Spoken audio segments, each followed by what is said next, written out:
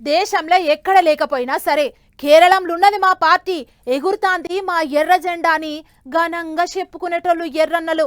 ఎక్కడన్నా చెరిగిపోతుందేమో గాని మలయాళము పబ్లిక్ గుండెల మీద మాత్రం చెరిగిపోదు ఎర్ర సుక్క అనేటోళ్ళు. కానీ గాశారం ఎప్పుడు ఒకటి తిరుగుంటదా చెప్పుండ్రి. ఎర్రన్నలు ఎంత తిప్పలబడ్డా సరే కేరళం పబ్లిక్ మార్పు కోరుకున్నారు. చెయ్యి పార్టీని గద్దెనెక్కిచ్చిండ్రు. చూడుండ్రి ఏమైందో. తమిళనాడులో టీవీకే పార్టీ దిక్కు గాలి మళ్ళింది. పశ్చిమ బెంగాల్, అస్సాము, పుదుచ్చేరిలో పువ్వు పార్టీ వాళ్ళు జెండా ఎగిరేసిండ్రు. మరి ఇక కేరళ రాష్ట్రంలో మలయాళం పబ్లిక్ ఎవరన్నా నెత్తిన పెట్టుకుంటారంటారా? చెయ్యి పార్టీ వాళ్ళని చేరదీసిండ్రు.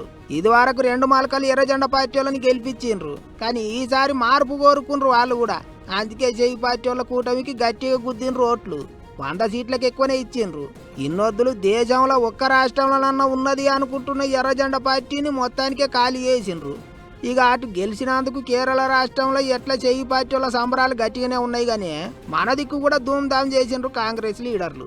గాంధీ భవన్ కాడ సీఎం రేవంత్ సార్ పోటువోలు పట్టుకొని జిందాబాదులు కొట్టిండ్రు. సీఎం సారు తత్తిమ తెలంగాణ మంత్రులు కేరళకు పోయి ప్రచారం చేయబట్టే అక్కడ కాంగ్రెస్ పార్టీకి మంచి మెజార్టీ వచ్చింది అన్నట్టు మాట్లాడిండ్రు లీడర్లు. అంతేకాదు రేవంత్ సార్ కూడా చెయ్యి పార్టీని గెలిపించినందుకు ఇంటర్నెట్ గూట్లే కేరళ పబ్లిక్ కు శనార్థులు చెప్పిండు. ఇక 3 రాష్ట్రాలలో గెలిచిన పువ్వు పార్టీ వాళ్ళు కేరళం దిక్కు మాత్రం 2-3 సీట్లే గెలిచిండ్రు. మలయాళం జనాలకు కమలం గుర్తు పెద్దగా పసందు కానట్టే ఉన్నది.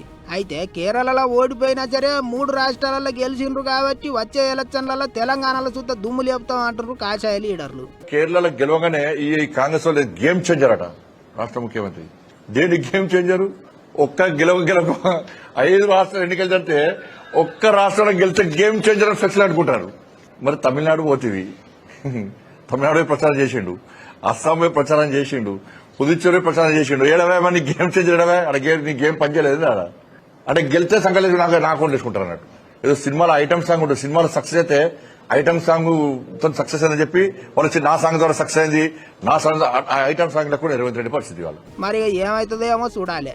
కానీ ఉన్న ఒక్క రాష్ట్రంలో కూడా అధికారం పోగొట్టుకుని ఎర్రన్నలు అన్ని తీర్లకు అల్లాస అయ్యిండ్రు కదా అని బాధపడుతున్నారు చాలా మంది ఆ పార్టీ అభిమానులు.